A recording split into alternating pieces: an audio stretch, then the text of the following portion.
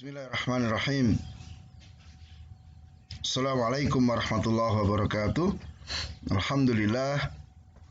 Wassalatu wassalamu ala rasulillah wa ala alihi wa ashabihi wa mawala mabad.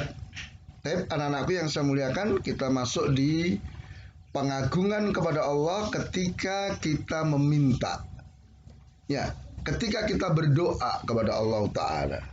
Nah, jadi termasuk pengagungan kepada Allah yaitu kita mengagungkan Allah dalam permintaan dan doa yang kita panjatkan kepada Allah Ta'ala. Ya, sini ada 3 bentuk. Yang pertama adalah memenuhi permintaan orang yang meminta kepada kita dengan nama Allah. Jadi misal ada orang, ya Muhammad, dengan nama Allah aku minta kepadamu uang 10.000. Maka kita harus memberi.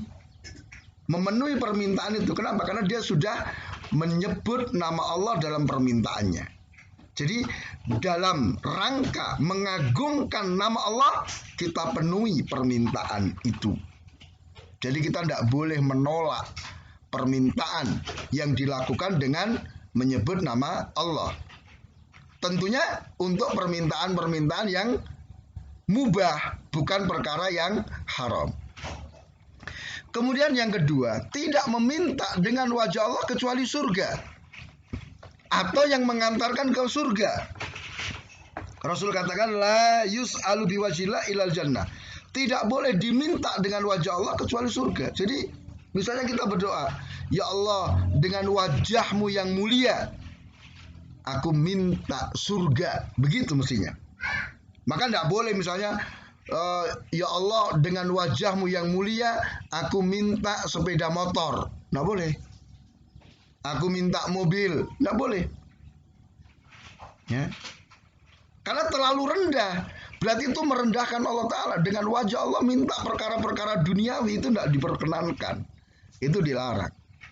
Ya, kita boleh meminta dengan wajah Allah, yaitu apa? Surga, atau yang mengantarkan ke surga. Ya Allah, dengan wajahmu yang mulia, ya jadikan diriku orang yang taat, gitu kan? Beri aku hidayah, kan begitu. Kemudian yang ketiga, bentuk pengagungan dalam berdoa, yaitu apa? Tidak menggantungkan doa dengan kehendak. Jadi misalnya begini, ya Allah, jika engkau menghendaki, ampunilah aku. Jika engkau berkenan, rahmatilah aku. Itu menunjukkan apa? Satu, kita ini nggak serius dalam berdoa. Seakan-akan kalau nggak dipenuhi juga nggak apa-apa, gitu kan?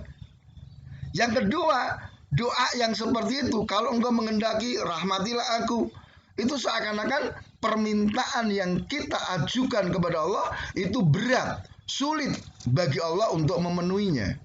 Maka tidak boleh. Maka Rasul katakan, hendaknya ketika kalian berdoa itu ada apa?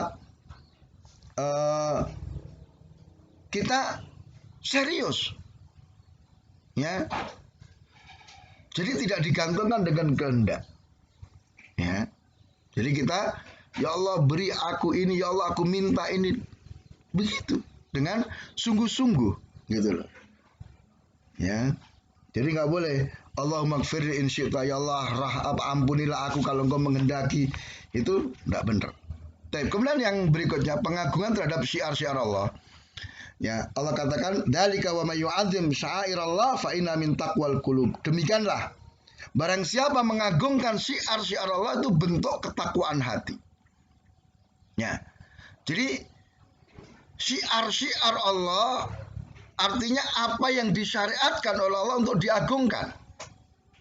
Apakah berupa perintah atau larangan, atau juga seperti tempat, ya, seperti Arafah, tanah haram, atau waktu Ramadan, hari Arafah, ya.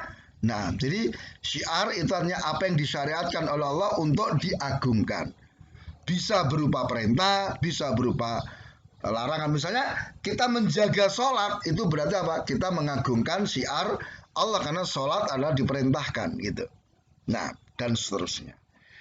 Kemudian al-ikhwah rahimakumullah, kita masuk di sarana yang bisa membantu pengagungan kepada Allah Ta'ala. Ya, ada beberapa di sini Yang pertama, membaca Al-Quran dan mentadaburi ayat-ayatnya. Jadi tidak sekedar membaca, tapi memahami makna-maknanya, merenungkan kandungan-kandungan ayat yang kita baca. Ya, jadi misalnya kita baca, ya, afala yang duru ila samai. Kenapa mereka tidak melihat kepada langit? Ya, kita perhatikan langit, kita renungin langit. Maka di situ kita akan bertambah pengagungan kepada Allah Ta'ala. Langit sedemikian besar, luas, tebal, ya Allah bisa ciptakan, ya luar biasa. Kemudian memikirkan tentang makhluk-makhluk Allah. Ya tadi sudah kita singgung sedikit, ya.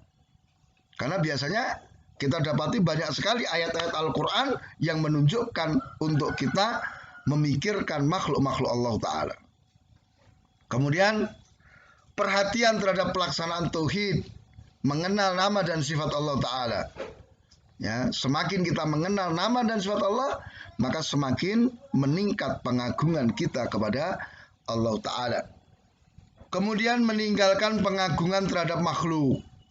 Ya, jangan sampai kita berlebihan di dalam memuliakan makhluk. Ya, kita dudukkan makhluk sebagaimana kedudukan yang telah ditentukan oleh Allah Ta'ala. Tidak mengangkat kedudukan makhluk melebihi kedudukan mereka. Jadi orang-orang soleh ya kita muliakan, tapi tidak sampai melampaui batas. Para nabi kita muliakan, kita cintai, tapi tidak melampaui batas. Kemudian mengenal Allah, ini yang penting. Cara yang paling mudah mengenal Allah melalui nama dan sifatnya. Meskipun bisa juga dengan memikirkan makhluk-makhluk Allah. Jadi orang yang paling mengenal Allah akan menjadi orang yang paling besar pengagumnya terhadap Allah Ta'ala. Kemudian mengakui kenikmatan-kenikmatan Allah. Senantiasa mengingat kebaikan-kebaikan Allah. Bahkan Allah ingatkan, wa in ta'udu nikmatallahi la tusuha. Kalau kalian mau menghitung nikmat Allah, itu tidak akan bisa. Nah, maka dengan senantiasa mengingat nikmat Allah, senantiasa mensyukuri nikmat Allah, akan semakin besar pengagungan kita kepada Allah Ta'ala. Kemudian hal-hal yang melemahkan pengagungan kepada Allah Ta'ala. Pertama, syirik. Melakukan kesyirikan, baik syirik besar ataupun syirik kecil. Melakukan bid'ah, mengajak kepada bid'ah, ini juga melemahkan pengagungan kepada Allah Ta'ala. Meremehkan perbuatan maksiat, ya jelas ini berarti meremehkan Allah. Maka ada ungkapan, ya, jangan engkau melihat kecilnya maksiat yang kamu lakukan, tapi perhatikan besarnya zat yang engkau maksiati. Melakukan maksiat dengan terang-terangan apalagi. Kemudian pengagungan terhadap selain Allah, takut kepada selain Allah, ini akan melemahkan pengagungan kepada Allah Ta'ala. Kemudian kerasnya hati, sehingga dia tidak mau ingat ketika diingatkan dengan Allah Ta'ala. Nah, kerasnya hati ini muncul dari kemaksiatan. Ya, jadi salah satu dari akibat jelek maksiat adalah mengeraskan hati, sehingga ketika dia diingatkan untuk kembali kepada Allah, dia nggak mau. Sebagaimana orang-orang kafir seperti Fir'aun dan yang semisal.